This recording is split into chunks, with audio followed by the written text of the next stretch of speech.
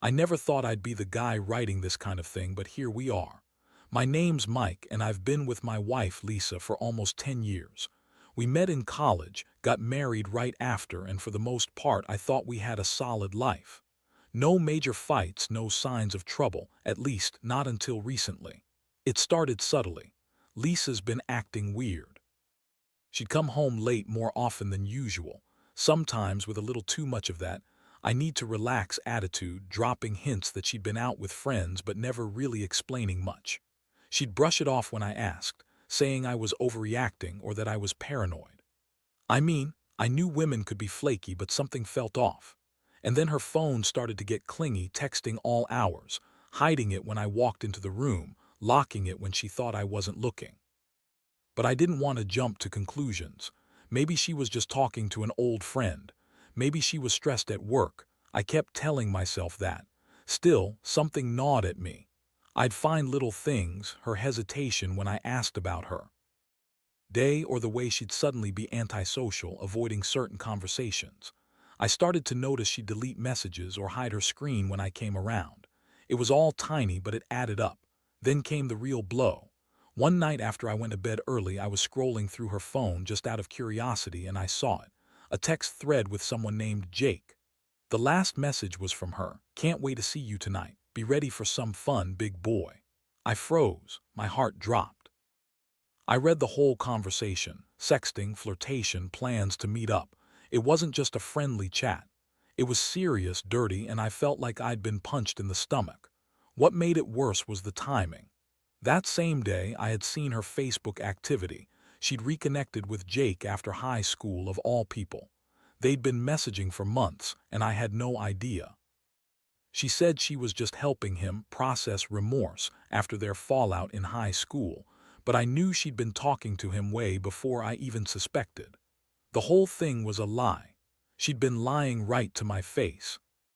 And I didn't even see it coming. I remember feeling sick, angry, betrayed, humiliated all at once. I couldn't believe she'd cheat on me with her childhood bully of all people, the guy she said she hated, who used to make her life miserable. And she was out there sneaking around doing God knows what. I didn't even know how to process it. I just sat there in the dark, staring at her phone, wondering how I'd been so blind, how long she'd been lying, how I had missed all the signs.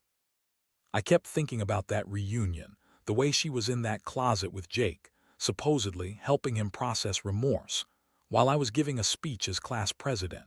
She said she was being supportive, but the truth was she was reconnecting with her old bully, the guy who had made her life miserable back in high school.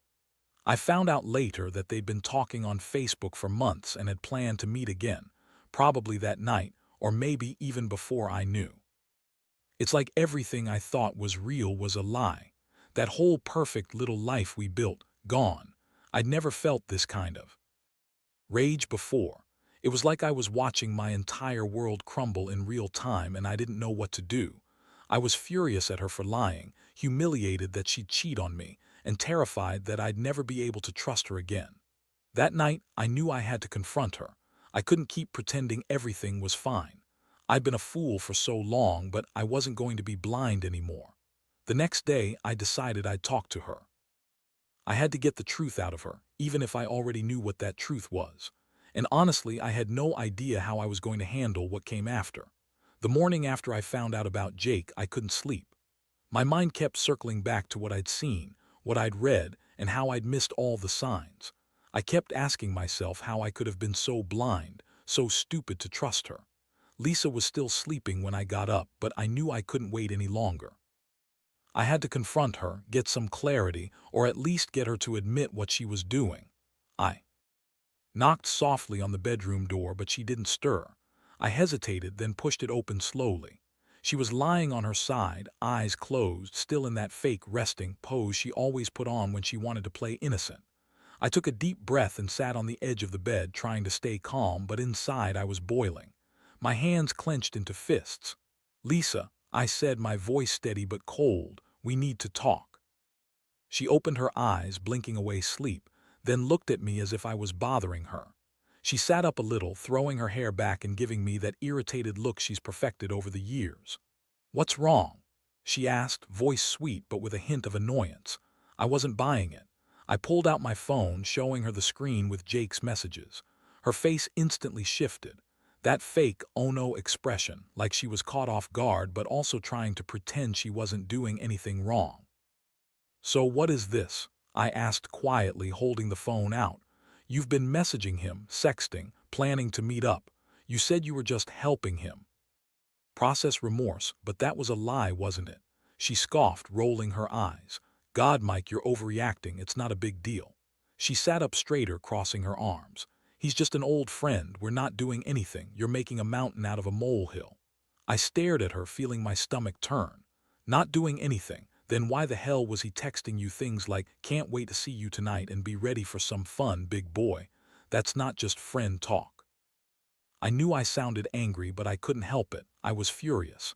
She rolled her eyes again, brushing it off like I was an idiot for even questioning her.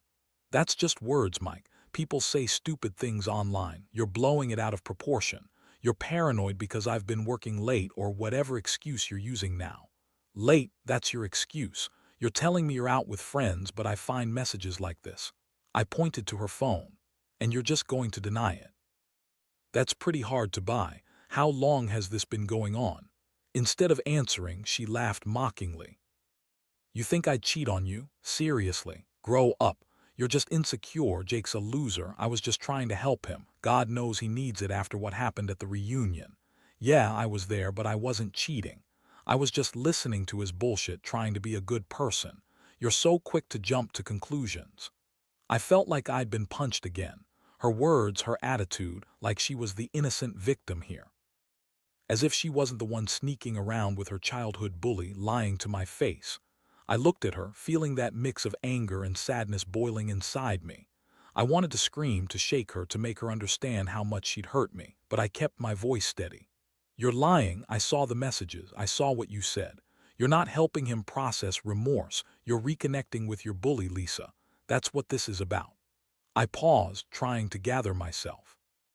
"I can't believe I married someone who would do this to me. I trusted you, and now I see I was just a fool." She scoffed again and rolled her eyes, brushing past me as if I was just some inconvenience. "You're overthinking this. You're jealous. You've always been jealous. I don't owe you explanations for every little thing." That was the moment I realized this wasn't going to be a simple talk. She was going to lie her way out of it, deny everything, and probably turn this around on me. I felt sick, more than I'd ever felt before, like I'd been punched in the gut 100 times. I couldn't keep pretending I didn't know the truth anymore. I told her I'd think about everything, that I needed some space, and I walked out of the room. But even as I did, I knew I'd reached a point of no return. The trust was shattered. Whatever I'd believed about us, about her, was gone. I could feel it. And deep down, I knew I had to decide whether I could forgive her, or if I needed to get out before it was too late. That day was a blur. I spent hours packing around the apartment, trying to process what I'd just uncovered. Every time I closed my eyes, I saw those messages, her dismissive attitude, her smug little face acting like I was the crazy one. I kept asking myself how I missed all the signs, how I was so blind to what was happening under my nose. I kept telling myself I wanted answers, but honestly I was afraid of what I'd find if I pressed her further. I had a gut feeling she wasn't done lying, and I knew that if I pushed hard enough it might turn into a full-blown fight. Still, I also knew I couldn't keep pretending everything was okay anymore.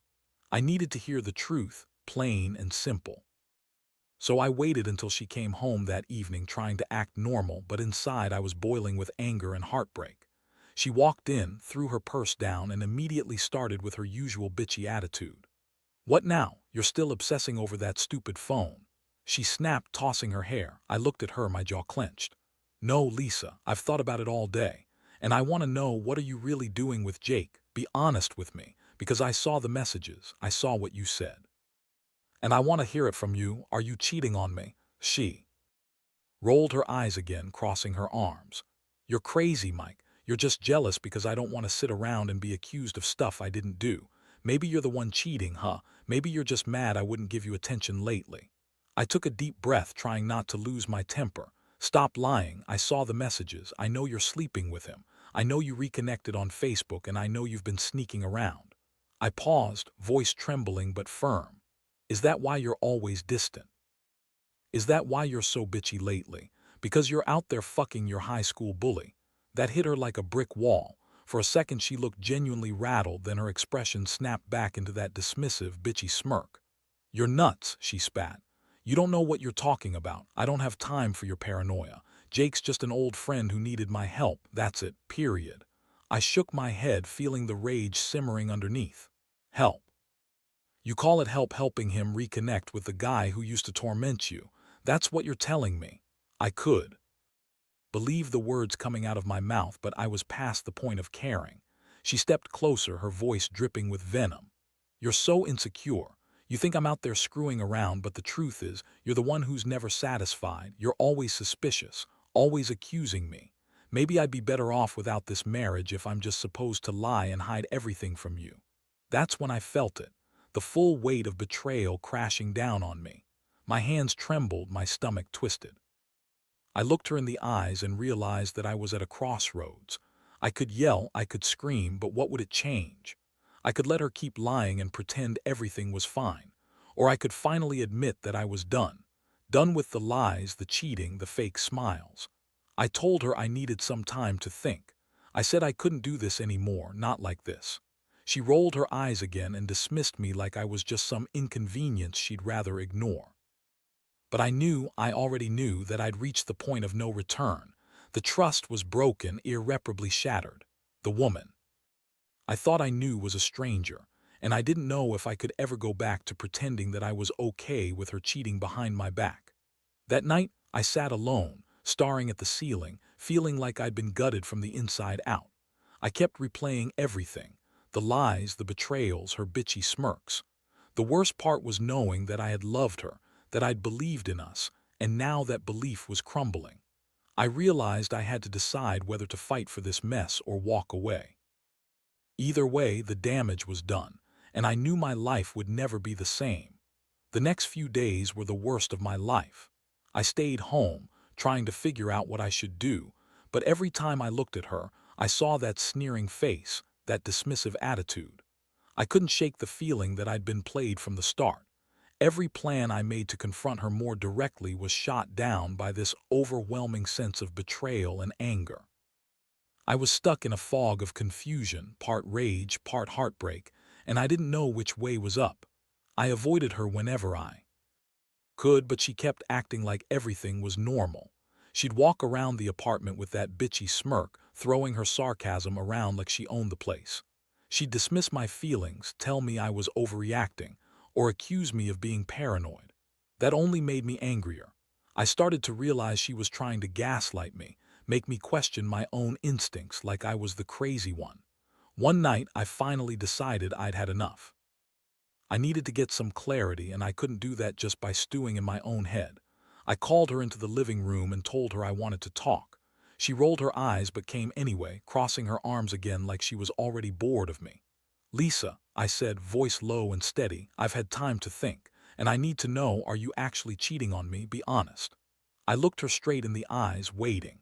She scoffed, giving me that dismissive smirk again. You're really pathetic, you know that. I've told you I'm not cheating. Jake's just a friend. You're so damn suspicious. Maybe you're the one who's been unfaithful all along. I clenched my fists. Stop lying. I saw the messages. I know what you're doing. You're sleeping with him, aren't you? Or at least you were. I found out about Facebook reconnecting, about the messages, about you sneaking around behind my back. How long has this been going on? She rolled her eyes again, that bitchy smirk still plastered on her face. You're so insecure. Honestly, I don't even care anymore. I do what I want, and I don't care if you like it or not. I've been honest with you about everything but your stupid accusations. I felt my blood boil. Honest. You think this is honesty? You're lying right now. You're pretending to be innocent, but I know better. I know you're cheating, Lisa. You've been lying from the start. Her smile widened and she threw her head back with mock laughter. You're so clueless, Mike. I don't need to cheat on you. I don't need some guy to make me feel good. I've got my own life, my own freedom. And if you can't handle that, then maybe you're the one who's got issues. It was like she was trying to turn the tables, make me out to be the bad guy, but I saw through her act. I saw what she was really doing, lying, sneaking, cheating. All these years I'd trusted her, and now I felt like I'd been utterly duped. That moment I realized I couldn't stay with someone who lied to my face, who dismissed my feelings as paranoia. I told her, look, I can't do this anymore. I need some space. I need to think about everything, and I want you to leave for a while. She looked at me with that contemptuous look, sneered, and said, fine. Whatever, do what you want. But you're the one losing out, not me. I'm out of here. She grabbed her purse, tossed her hair again, and stormed out of the apartment, slamming the door behind her. That was the moment I knew things would never be the same. I'd lost the woman I loved, the woman I thought I knew, over some stupid, sick betrayal. And I was left with nothing but a whirlwind of pain, rage, and regret. Now I was alone, staring at the empty apartment, realizing that I had to make a choice. I could let her keep playing her games, or I could finally face the reality that she was gone for good. Either way, I knew I had to move on. The trust, the love, the future, all of it was shattered. The only thing left was figuring out how to pick up the pieces and decide whether I could ever forgive her, or if I should just walk away and start over. The days that followed were a blur of sleepless nights and endless thoughts. Every corner of the apartment seemed to echo with memories of us, and yet I couldn't shake the feeling that everything had been a lie. I kept going over her words, her attitude, the way she dismissed my feelings like I was some inconvenience. Honestly, I felt like I'd been duped by someone I thought I knew, the woman I'd married, the woman I'd trusted with my life. I kept telling myself I was better off without her, but deep down, a part of me still wondered if I was overreacting, if maybe I'd misunderstood. But the evidence was right there. The messages, her dismissiveness, the way she'd lied to my face. I couldn't ignore it anymore. I knew what I had to do. One afternoon, I made a decision. I was going to confront her face to face. That was the only way I'd get closure. I wanted her to tell me the truth, no more lies, no more bullshit. So I called her and told her to come home. She hesitated, but I told her I wasn't backing down. When she arrived, she looked annoyed, like she was already over it, but I was done playing her game. Lisa, I said, voice steady but cold, we need to talk. I want the truth. Are you cheating on me? Because I already know the answer, don't lie now. She rolled her eyes with that familiar bitchy smirk. You're really obsessed, aren't you? God, you're so paranoid. No, I'm not cheating on you. I'm just tired of your accusations. I'm tired of you acting like I'm doing something wrong when I'm not. I looked at her, my stomach twisting. Stop lying. I saw the messages. I know you're sleeping with Jake. I know you reconnected on Facebook, and I know you've been sneaking around behind my back. How long has this been going on? How long were you planning to keep lying? She scoffed, crossing her arms defensively. You're imagining things, Mike. I've told you he's just an old friend. We're not doing anything. You're just jealous. You're insecure. Maybe you're projecting your own issues onto me. Jealous? You think I'm jealous? I found explicit messages where you're talking about wanting to fuck him, Lisa. I saw what you said, how you described wanting to meet up, how you talked about sex. You're sleeping with him, aren't you? I couldn't keep the anger out of my voice. She shook her head, her eyes narrowing.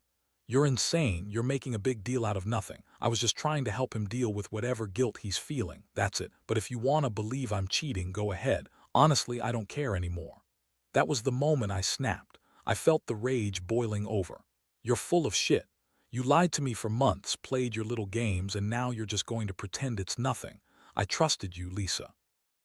I loved you, and you've been cheating on me with your high school bully, the guy who used to torment you. You're bitch, and I don't know if I can ever forgive you for this. She looked at me with that arrogant, bitchy smirk she always used when she thought she was winning. Whatever, Mike. Do what you want. I'm done with this. I don't need a guy who's so insecure he can't handle a little flirtation.